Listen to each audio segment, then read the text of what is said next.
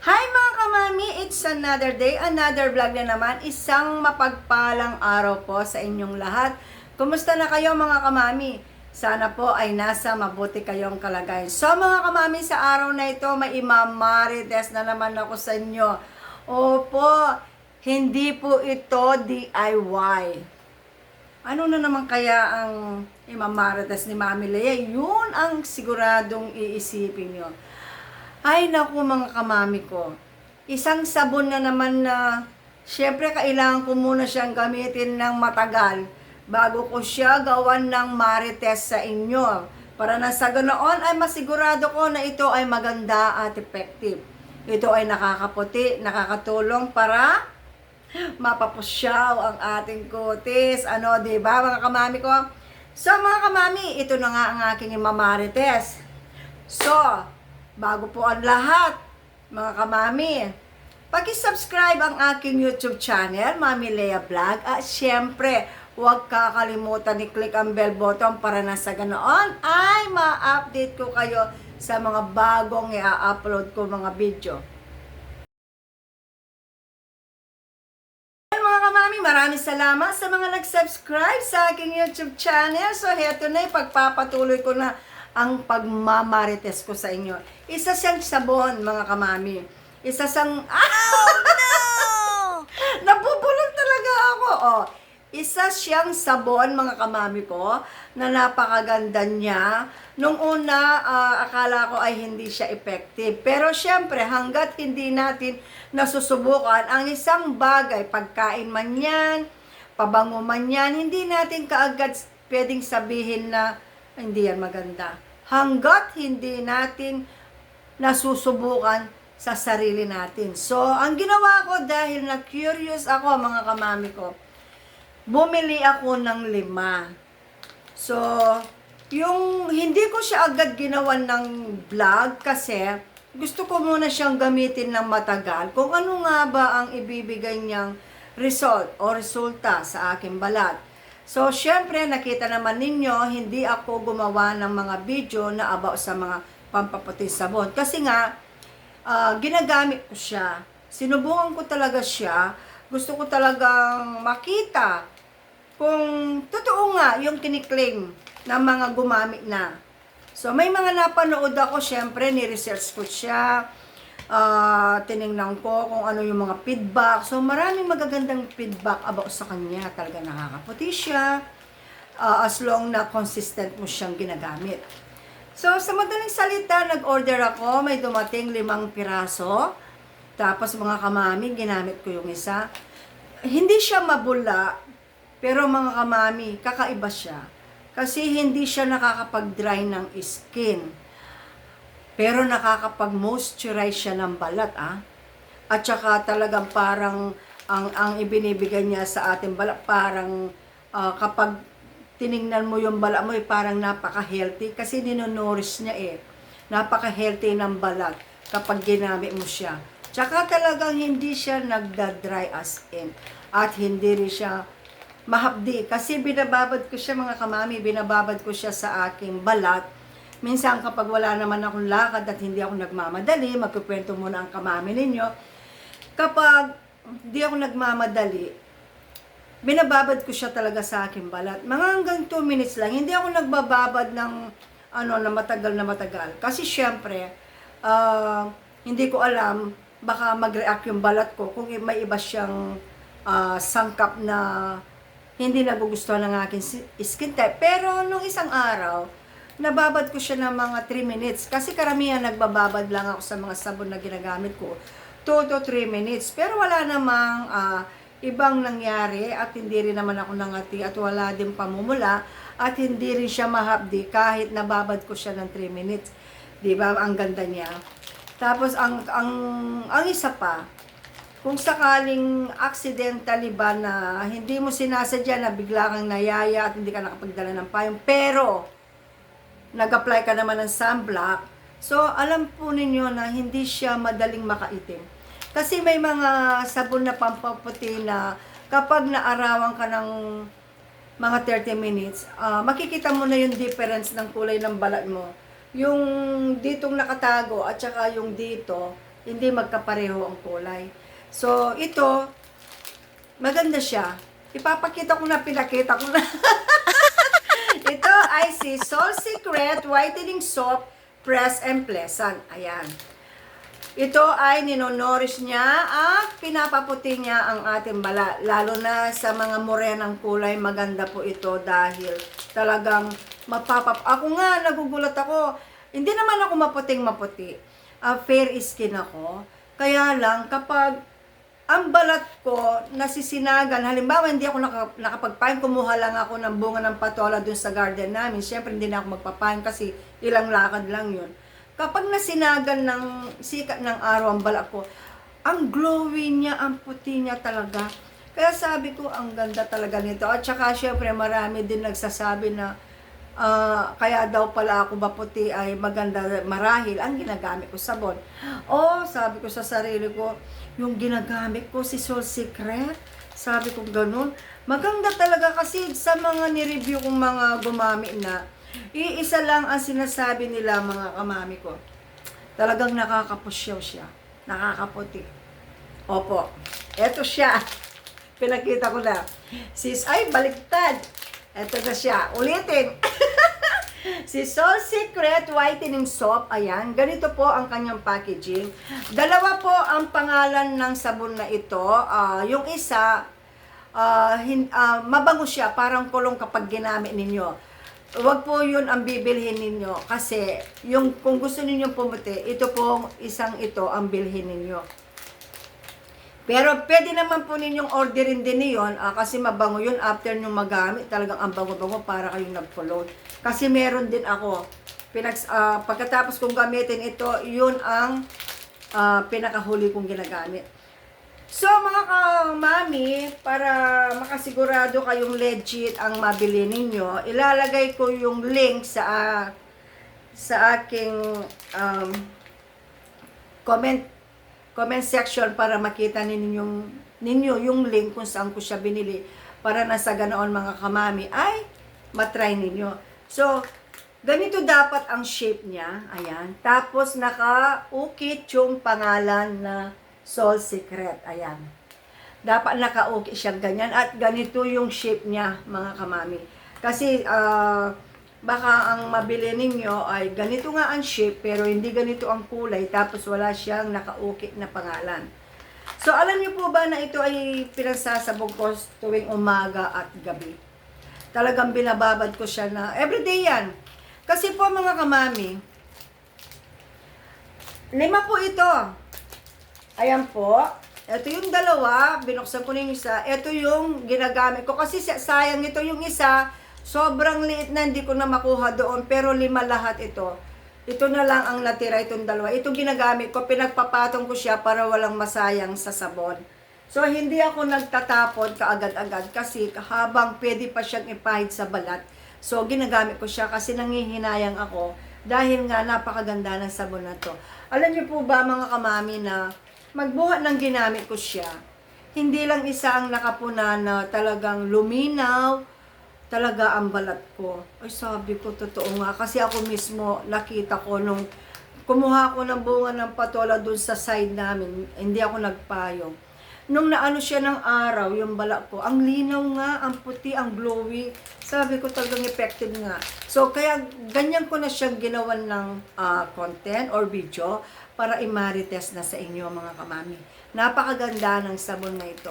Ang pinakasusi sa lahat mga kamami, kung gusto ninyong mapanatiling maputi ang inyong balat, consistency po ang pinakasusi. Kailangan po tuloy-tuloy ang paggamit. Yung ginamit mo pa lang siya ng 1 linggo, tapos wala kang nakitang pagbabago, tapos kung todo bilad ka sa araw, kung todo exposed ka sa araw, hindi ka nagpapahid ng sunblock, tapos sasabihin mo, di man totoo yung sabon na sinabi nila. Di man ako pumuti. Hindi nagbago yung kulay ko. Kapag po gumagamit tayo mga kamami ng pampaputing sabon, siguraduhin po natin mga kamami ko na nagpapahid tayo ng sunblock. Tapos mga kamami, kokoberan natin yung skin natin sa pamamagitan po ng payong. Para na sa ganoon mga kamami, makita natin yung hinahanap natin puti sa ating balat. Kasi po, kahit ano pang sabon ang gamitin ninyo, pero todo exposed naman po kayo sa init ng araw, kahit po anong gawin ninyo, walang magbabago po sa balat natin. Ako po kapag lumalabas ako, mga kamami ko, nagpapahid ako ng sunblock, tapos yung cream na pinapahid ko before na magpahid ako ng sunblock ay meron din siyang SPF. So yung pinapahid kong cream, meron siyang SPF 50. Tapos yung pinapahid ko ng sunblock or sunscreen protection, SPF 50. So meron siyang 100 SPF. Okay, take two. Meron siya, so all in all po, ang balat sa mukha ko ay meron siyang SPF 100. Kasi po, kaya ako ginagawa yun, gusto ko talaga na maproteksyonan ang balat ko sa init ng araw. At nagdadala ako ng payong mga kamami ko. Never akong umalis na hindi nagdala ng payong dahil talagang kinocover ko ang balat ko sa init ng araw. Dahil po, ang init ng araw ngayon ay kakaiba. Sobrang init po. Talagang madaling makaitim kapag hindi tayo nag-ingat or naglagay ng sunblock. Yun po ang pinakasusi at napanood ko din po na ang pinakamaganda talaga ay magpahid talaga ng sunblock. Napanood ko po yun, isang dermatologist siya.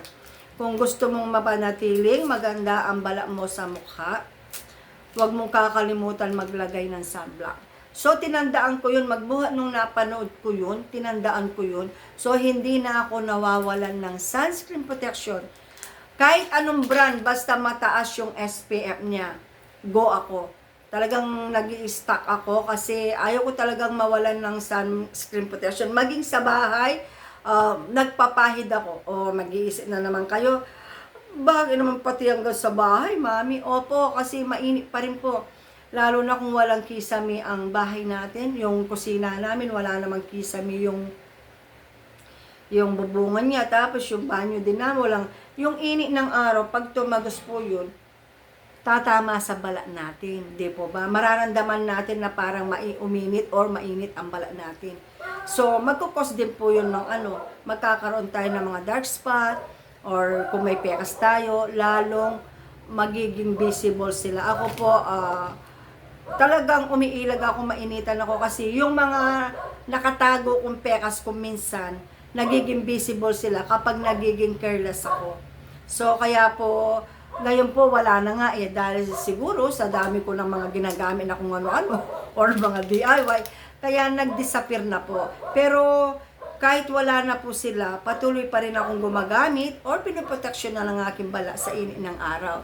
So mga kamami, sandali lang. Tumatahol yung aso ko, baka may tao. Teka lang po. Mga kamami, I'm back. So ang ingay kasi ng aso ko, kapag kasi may tao doon sa labas, tumatahol talaga siya, kaya tiningnan ko kung merong tao, meron lang palang nakapark na motor dun sa harapan namin, kaya tumahol siya. So, ngayon mga kamami, ito po ay napakaganda ng sabon na ito. Hindi lamang niya papuputuin ang ating balat, kundi inonoris din po niya para maging healthy ang ating balat. Kapag tinignan natin ay parang napaka-healthy ng ating balat. At sa mga kaedad ko, mga kamami, huwag po kayong matakot dahil hindi po matapang ang sabon na ito. Napaka-mild niya, hindi siya mahapdi, hindi magbabakbak, at hindi rin mamumula ang ating balat. Kung halimbawa na sobrahan sa pagbabad natin. Ako po na-experience ko, minsan umabot siya ng 3 minutes, hindi ko napansin yung oras, yung minuto. Nakita ko naka 3 minutes na pala ako. So, nung banlawan ko siya, wala kasi ako naramdaman na hapdi or parang may pangangati. Yung parang may tinkling, tama po ba? Tinkling sensation, yung parang biglang may parang mangangati yung pala mo. Yung ganon. Wala akong naramdaman kasi, kaya kampante ako habang inaano ko yung buhok ko. Kaya sabi ko, ay baka oras na nung nakita ko 3 minutes na, nung magpas na ng 2 minutes, wala po akong naramdaman. Ang kagandahan nito, habang pinapahid mo siya sa inyong balat, mga kamami ko, para siyang may oil, at saka ang tigas ng sabon, napakatipid niyang gamitin. Hindi siya madaling malusaw. Hindi siya madaling maubos. Ito po, ako po kasi pag ganito na ang laki ng sabon, magbubukas ako ng isa, tapos kapag ginagamit ko sila, halimbawa, ito, dalawang kamay ko, kapag sinasabong ko, ginaganyan ko.